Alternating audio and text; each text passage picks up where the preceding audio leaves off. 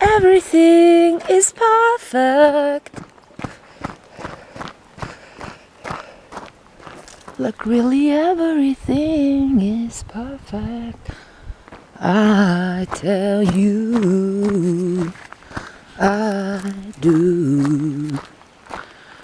Ooh, ooh.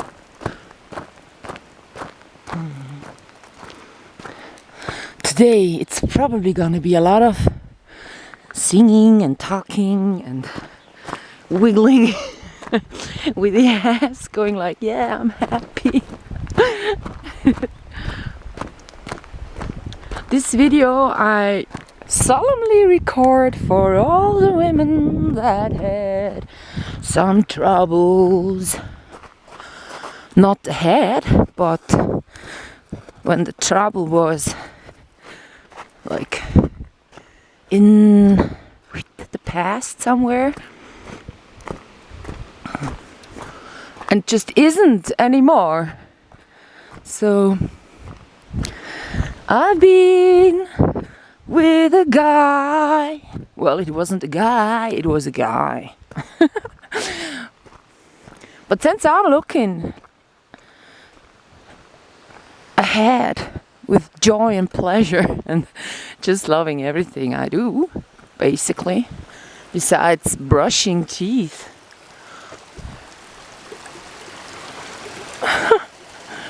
That's so sweet.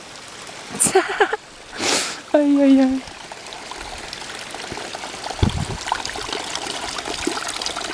Wow. Well, I forgot to brush my teeth. So this is my past, looking like that. Lots of and this is my future, looking like this. So I put it in an artistic way today. I don't want to go telling my story or getting into depths about where I've been. I just want to share my kind of being. Because, I mean, of course there are horrible days still, and I will be making a video on a horrible day so you get to see how I take horrible days. And by saying horrible days, I'm not saying that there is a day like being horrible because of my insights. No, it's my totally positive approach that suits my character as a Sagittarian and vegetarian. So I will show you what I do when days seem to be not so nice on the weather front. So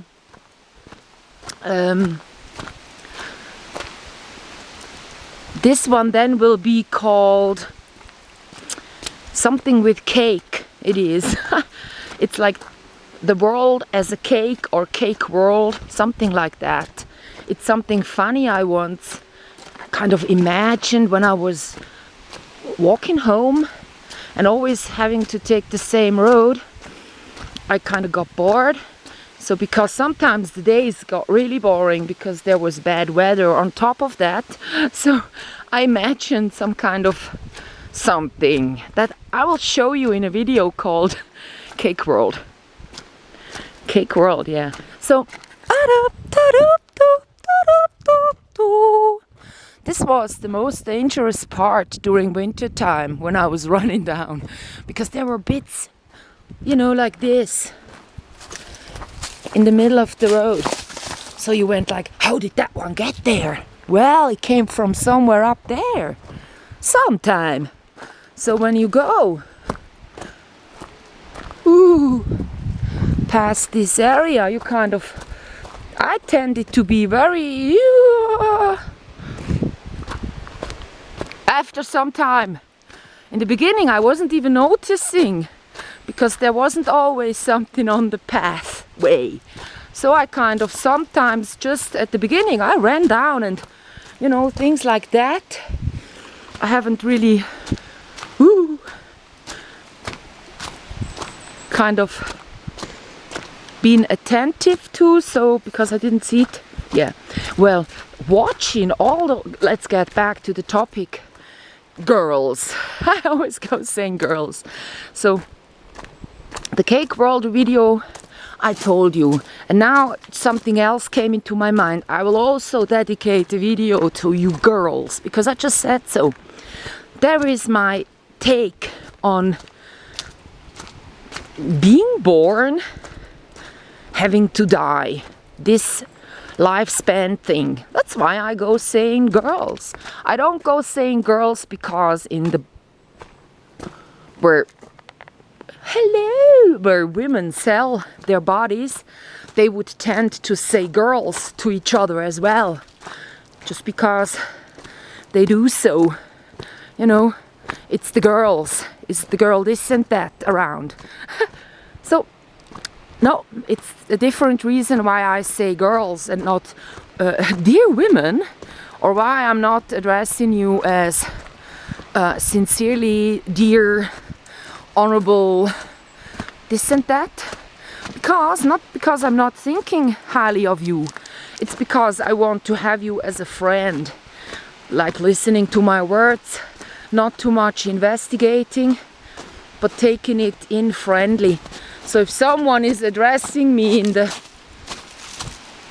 formal way, I tend to kind of get stiff inside and then not really being able to take it in. So this, as I once told in a video, is the part where the snow always was high up. So I always kind of had to make sure I'm not falling over this wall. Snow gets as high as this and this. You don't see this wall anymore. You just have a second wall of snow right here going like this. And yeah, I wouldn't want to then like, watch what's down there. Because leaning over anywhere you don't really see what's behind is dangerous. Also, walking without watching the floor is dangerous. That's why I'm kind of astonished when people say, I see so much things while hiking the mountains. Oh yeah, but then you need to take a lot of rests. Because if you really hike the mountains, what you see is this. Have a look. The floor, always looking about the same, but you have to mind your steps. That's why you gotta do so.